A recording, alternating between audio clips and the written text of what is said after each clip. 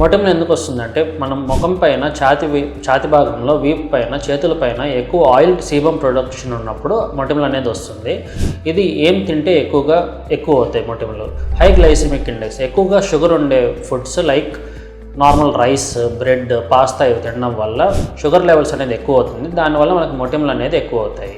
ఇవి కాకుండా oil foods, processed foods, french fries, kebabs, manchurian ఇవి తినడం వల్ల ఎక్కువ అవుతుంది. డైరీ ప్రోడక్ట్స్, ఆవు పాలతో చేసిన స్వీట్స్, చాక్లెట్స్ ఇవి తినడం వల్ల ఎక్కువ అవుతుంది. సో ఏం తింటే మంచిది మొటిమలకి?